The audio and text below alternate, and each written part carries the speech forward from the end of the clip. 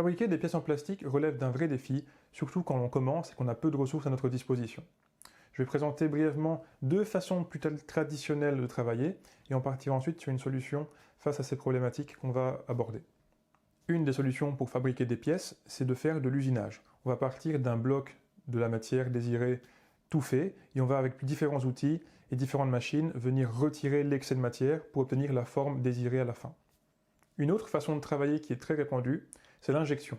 On va dans des moules creuser le négatif de la forme qu'on souhaite et on va y injecter du plastique liquide qui va remplir ce moule. En refroidissant, le plastique va durcir et on va pouvoir l'éjecter pour obtenir la pièce. La plupart des pièces en plastique qui nous entourent sont faites via ce processus d'injection qui est parfaitement compatible avec la production à grande échelle.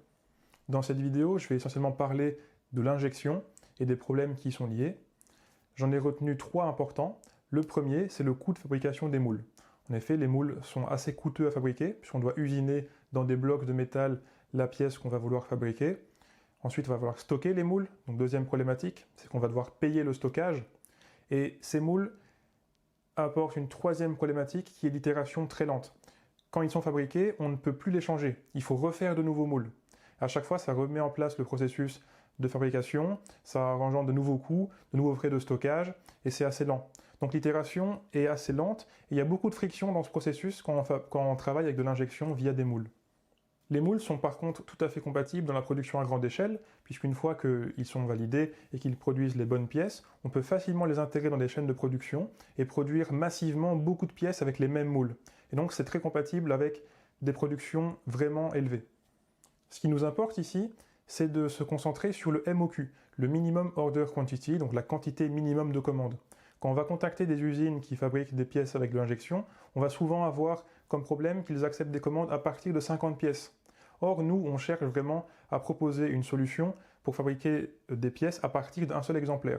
Et l'impression 3D est une solution vraiment idéale pour avoir un MOQ à partir de 1. En impression 3D, on n'a pas de moule à stocker. Donc on n'a pas ce coût qui est supplémentaire, puisque les fichiers 3D peuvent être simplement hébergés sur un ordinateur ou sur un système de sauvegarde. Ensuite, ils peuvent être envoyés à l'imprimante très facilement, et donc pas de frais de stockage à prendre en compte quand on fabrique ces pièces. Comme on a simplement un fichier 3D et qu'on n'a pas de moule, on peut très facilement le changer. L'opération de transférer ce fichier 3D vers l'imprimante ne prend que quelques minutes et quelques petites optimisations. Ça peut aller très très vite, et donc on n'a presque aucune friction par rapport à la fabrication avec des moules où on doit venir refabriquer à chaque fois un nouveau moule. Ces avantages dans le processus d'impression 3D font que l'itération peut être très rapide, elle est même au rythme du designer, elle est au rythme de la personne qui va concevoir le fichier 3D et le modifier. Il n'y a pas de friction après au niveau de la production, puisqu'on doit juste changer le fichier sur l'imprimante et ça va très vite. Et on n'a pas de surcoût à chaque fois qu'on change la version, à chaque fois qu'on itère, puisqu'on a juste à changer le fichier 3D. On ne doit pas refabriquer un nouveau moule. Donc maintenant, on est au niveau du logiciel de modélisation, j'ai ma pièce, et je vais faire la modification qui est nécessaire.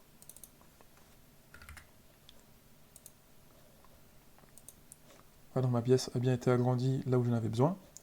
Je vais maintenant l'exporter, et on va se retrouver au niveau du logiciel propre à l'impression 3D. Donc ici, on se retrouve au niveau du logiciel qui est propre à l'impression 3D. J'ai bien importé ma pièce, on la retrouve ici. Je vérifie que mes paramètres sont bons, et dans mon cas, ils sont corrects. Donc je vais pouvoir découper ma pièce.